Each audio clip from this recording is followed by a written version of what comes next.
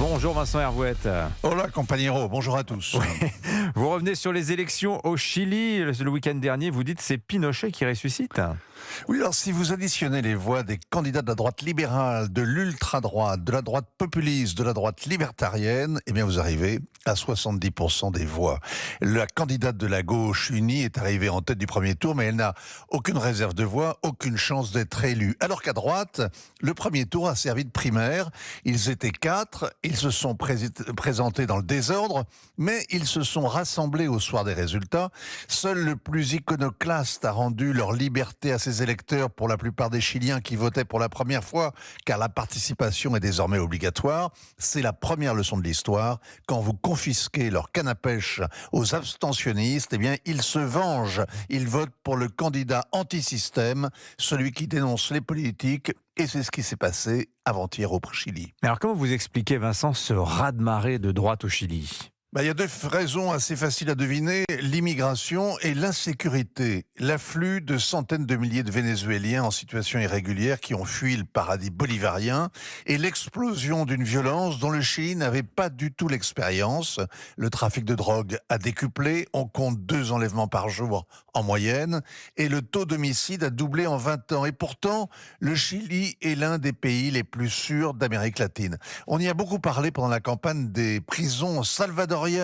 L'un des candidats voulait expédier tous les clandestins et le finaliste semble admirer autant Nayib Bukele que Donald Trump. Alors le finaliste s'appelle justement José Antonio Cast.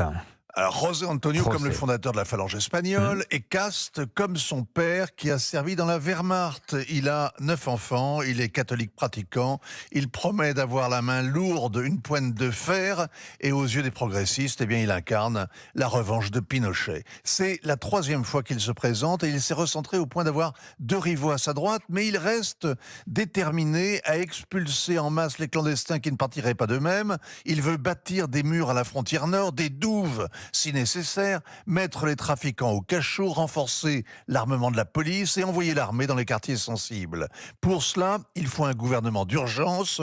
Sa chance, c'est que dimanche, les Chiliens votaient aussi pour renouveler la Chambre des députés et la moitié du Sénat. Et au vu des résultats, eh bien, il aura les mains libres pour gouverner. Alors, il promet aussi de refermer définitivement le chapitre de la dictature. Qu'est-ce que ça signifie ? Sans doute que le Chili redevienne le pays le plus stable, le plus sûr et l'un des plus riches du continent, ce qu'il a été pendant des décennies. Mais tourner la page, 35 ans après, c'est aussi se débarrasser des dernières scories. Il y aurait encore 140 détenus à la prison spéciale de Punta Punco, où sont enfermés les militaires et les policiers condamnés pour crimes contre l'humanité. Ils ont plus de 80 ans. Le gouvernement de gauche voulait en finir avec cette prison spéciale en y mettant des droits communs. Le prochain gouvernement sera tenté par une solution plus radicale encore, vider les cellules. Réponse après le second tour, à la mi-décembre.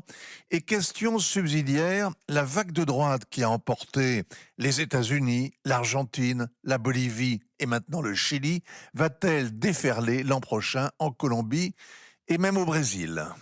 Signature Europe 1, ainsi va le monde. Vincent Hervouette. Merci beaucoup Vincent.